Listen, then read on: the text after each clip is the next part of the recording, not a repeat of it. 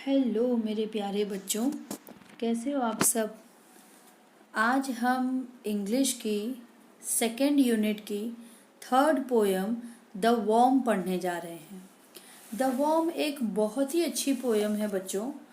इस वॉर्म के through again हमको एक मैसेज मिलता है हमारी लाइफ के लिए कि हमें कभी भी जो है लाइफ में किसी के साथ बुरा सलूक नहीं करना चाहिए। इस अर्थ पर कोई छोटा है या कोई बड़ा है, कोई अमीर है, कोई गरीब है, इंसान है, जानवर है, बहुत सी चीज़ें हैं।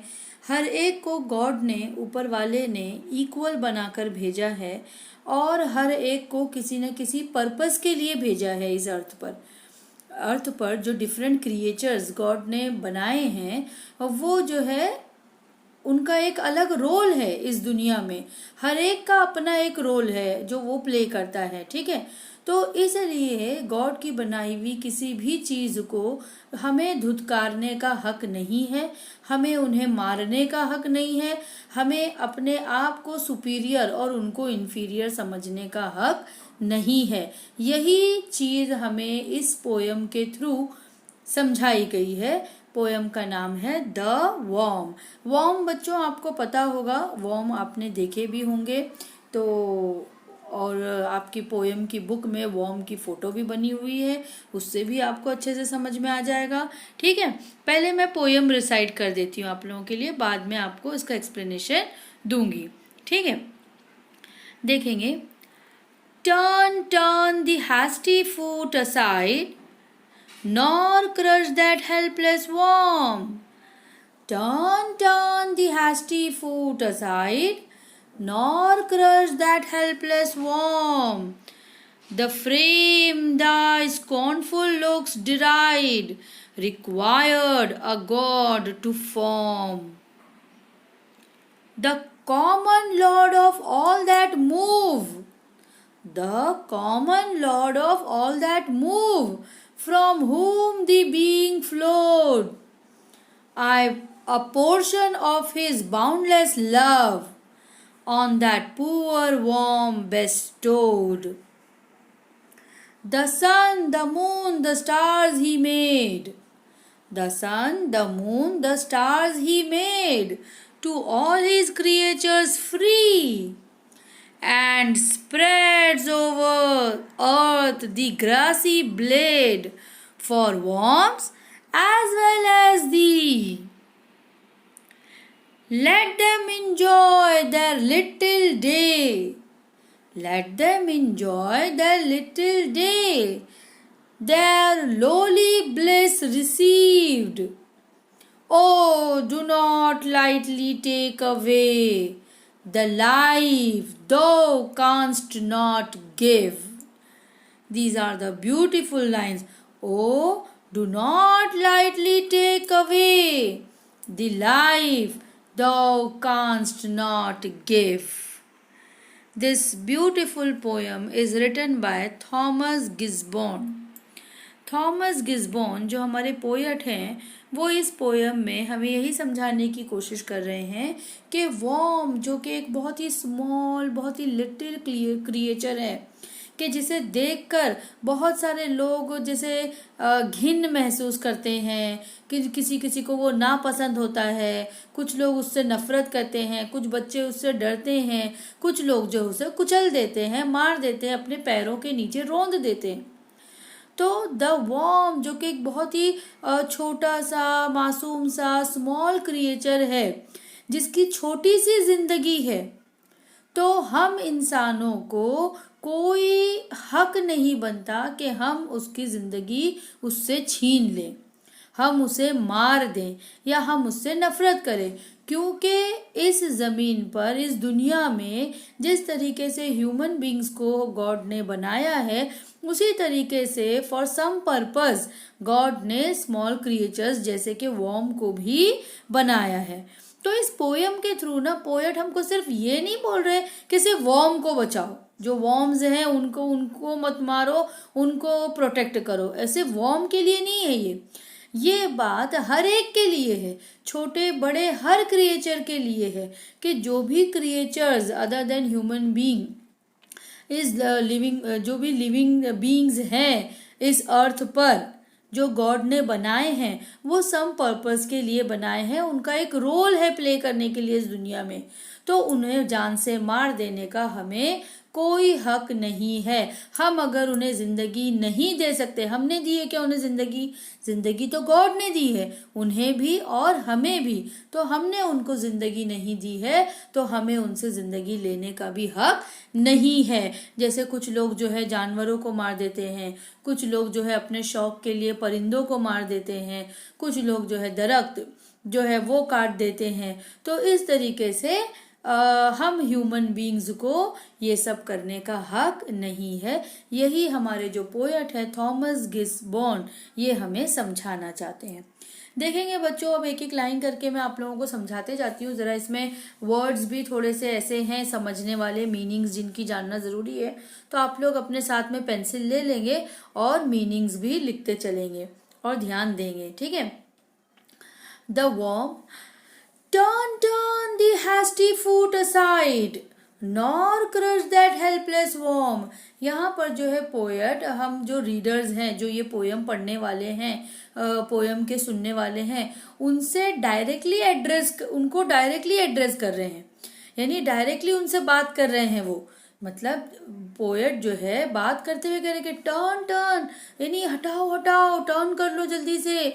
दी यानी तुम्हारा, यू, दी यानी यहाँ पर thee is an archaic word, it means you. तो hasty food, hasty means hurried and careless, बहुत ही ज्यादा जल्दी में। हम इंसानों को कैसा हर चीज की जल्दी होती है, भागम भागी भागा दौड़ वाली जिंदगी होती है। तो उस जिंदगी में हम ये देखते ही नहीं कि हमारे पैरों के नीचे क्या आ रहा है। हम जो है ये मासूम से बेचारे जो लिटिल वॉर्म्स हैं उनको कुचल देते हैं।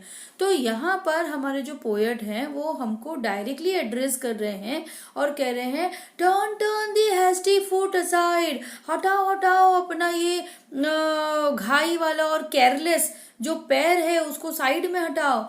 Nor crush that helpless worm, उस बेचारे हेल्पलेस जो मजबूर है, जो मजबूर वॉर्म है, जो छोटा सा लिटिल क्रिएचर है, उसको क्रश मत करो, उसको जो है कुचलो मत, अपने रौंदो मत अपने पैरों तले। ये हमसे पोएट कह रहे हैं। अब देखो यहाँ पर जो है पोएट डायरेक्टली किसी को एड्रेस कर रहे हैं हु इज एब्सेंट, यानी किससे बात कर रहे हैं वो तो नहीं दिया हुआ है ना, समझ में आया। तो यहाँ पर पोएट जो है वो डायरेक्टली एड्रेस कर रहे हैं हु इज एब्सेंट।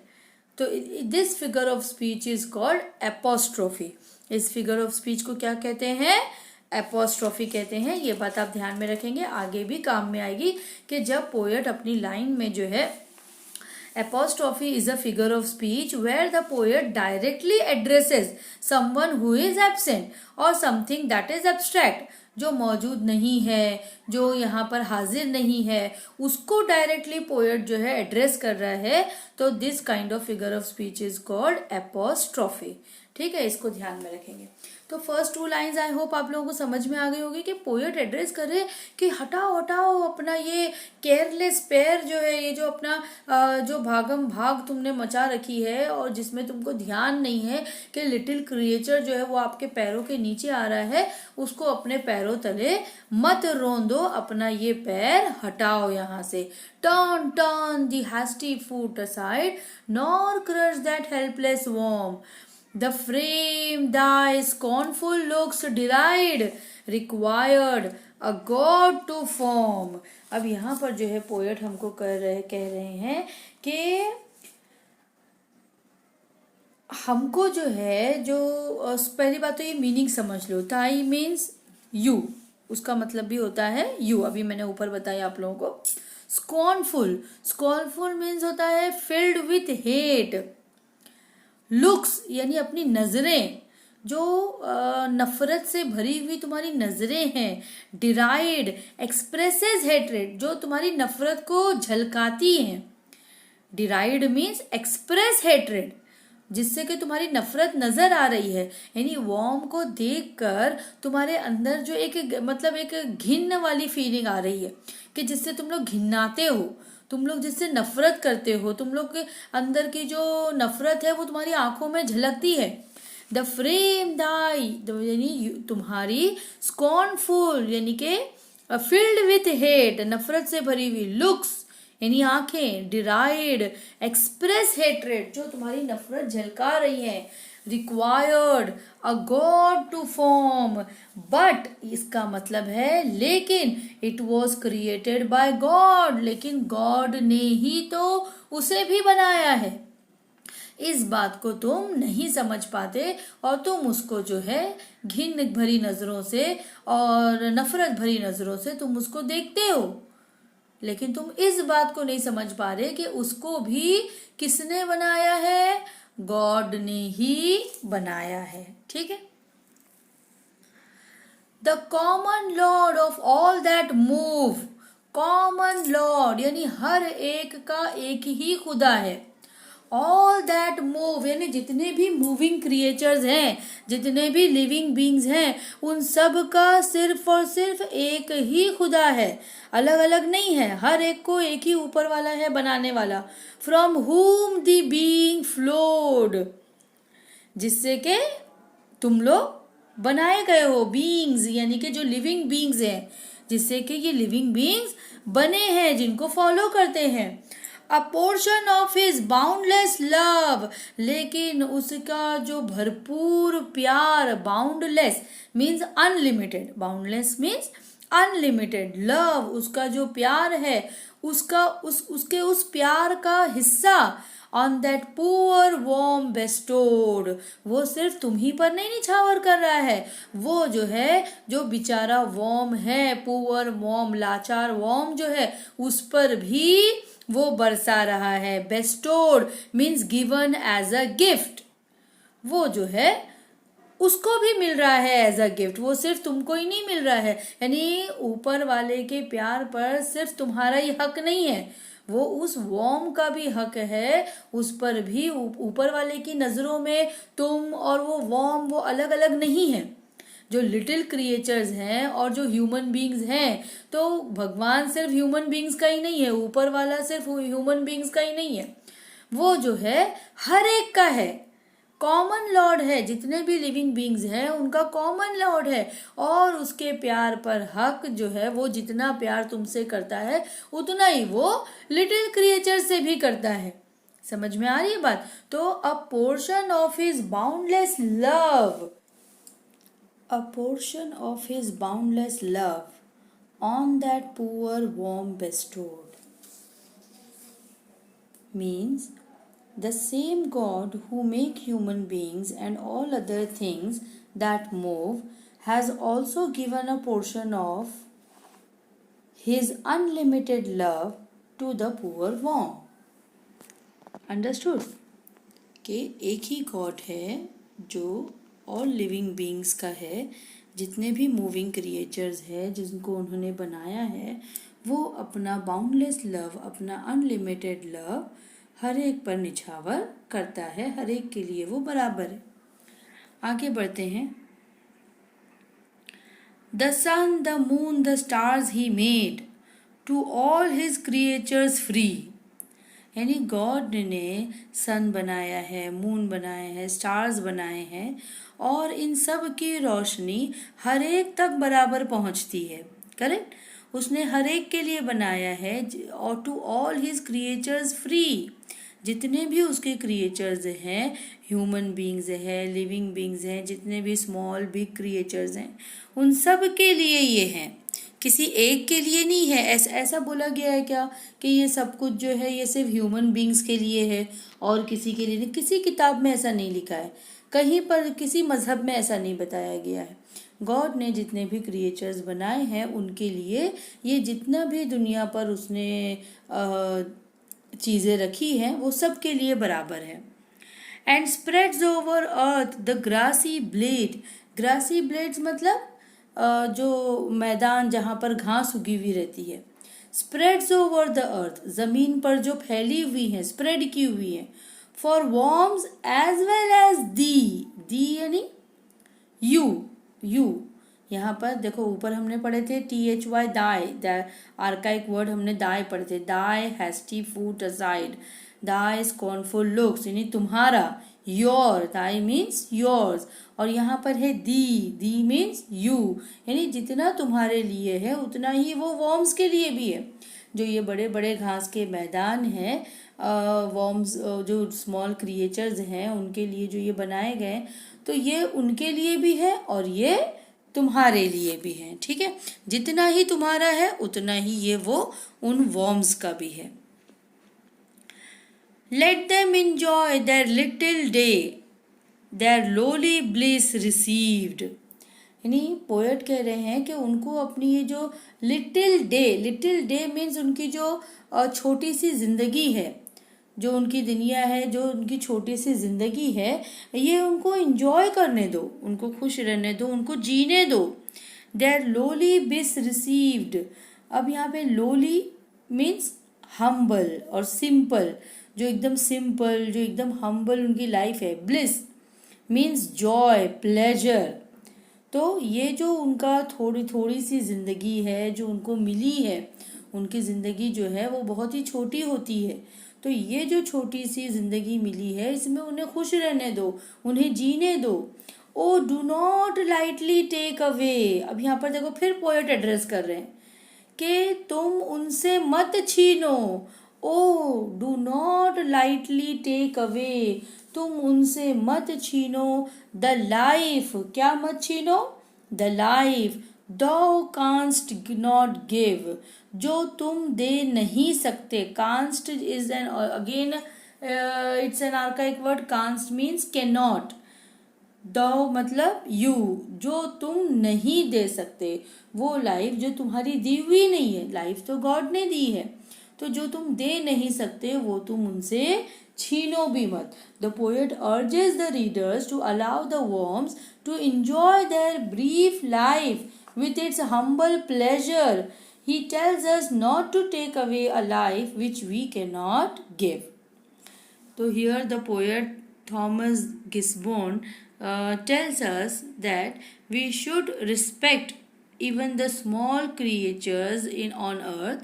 जो हमारी अर्थ पे जो स्मॉल क्रिएचर्स है उनकी भी हमको रिस्पेक्ट करना चाहिए, उनसे भी प्यार करना चाहिए और उनके लिए भी केयर करना चाहिए।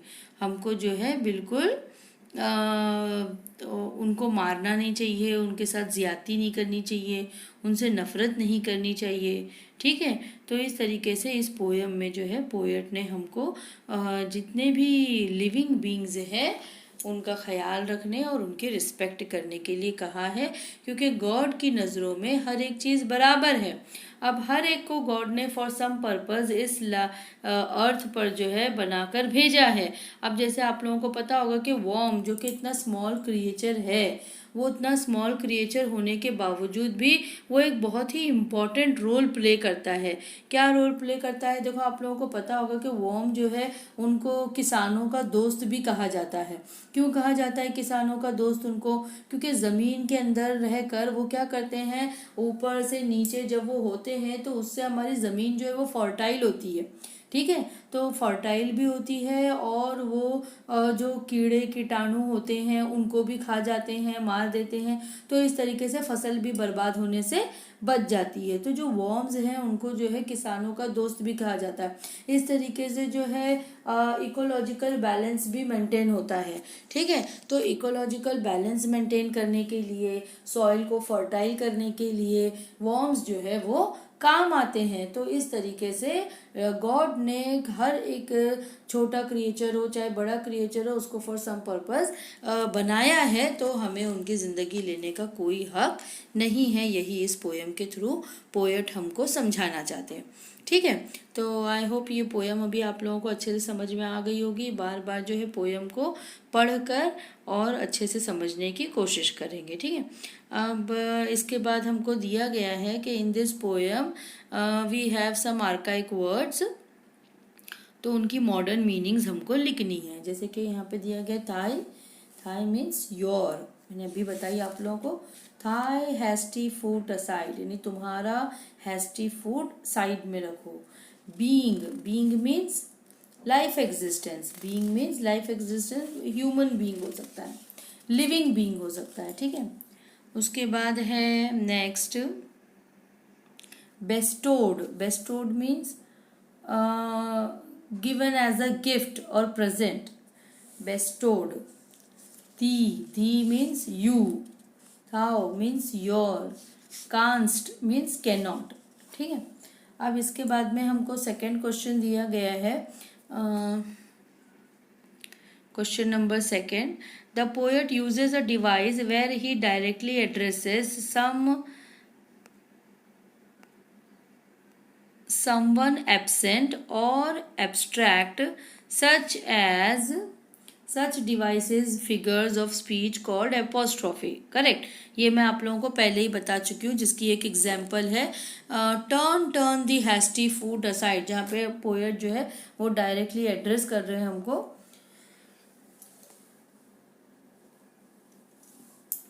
who is absent. That's why the figure of speech is apostrophe. Pick out any two other lines from the poem that contain an apostrophe. तो बोलता है और दो लाइन ऐसी बताओ कि जिससे तुमको लग रहा है कि apostrophe है. ठीक है. तो जो लास्ट पैराग्राफ था हमारा, लास्ट पैराग्राफ में देखेंगे, ये दिया ना, let them enjoy their little day. यहाँ पर भी वो हमसे बोल रहे हैं लेट देम इंजॉय, इंजॉय करने दो. किसको बोल रहे हैं ये? तो इट्स एब्सेंट जिसको बोल रहे हैं. तो ये सिर्फ अपना एक पोएटिक इफेक्ट बनाने के लिए जो है पोएट यूज कर रहे हैं. फिर लास्ट की लाइन देखो, O do not lightly take away the life thou canst not give.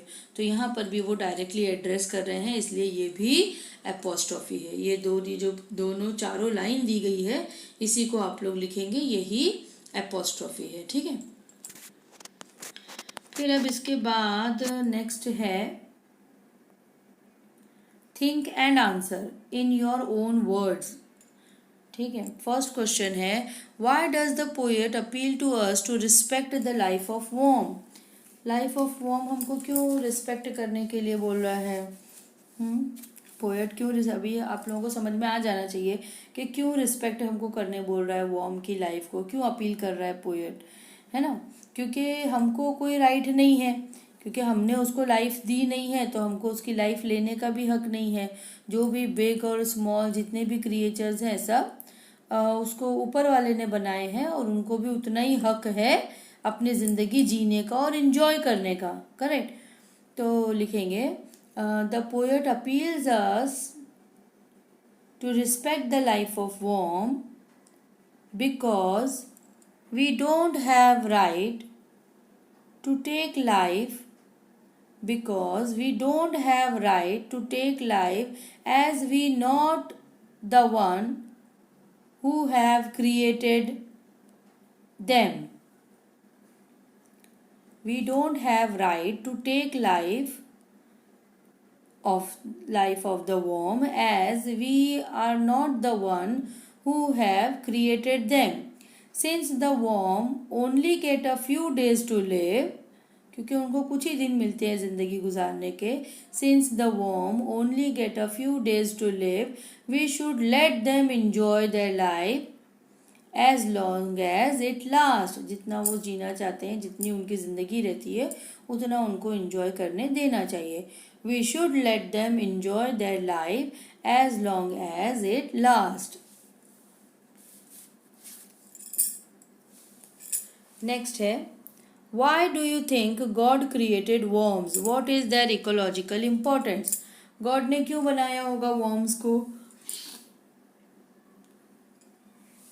लिखेंगे answer, every creature in this earth is created by God for some purpose. Every creature in this earth is created by God for some purpose.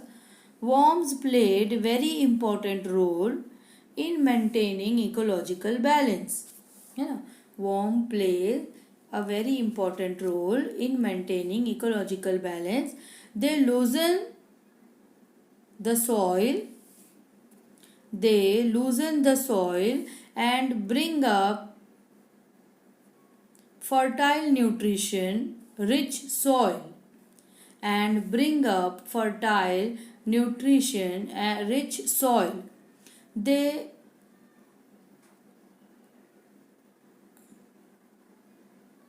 they turn ecological garbage, sorry, they turn organic garbage, they turn organic garbage into organic fertilizers.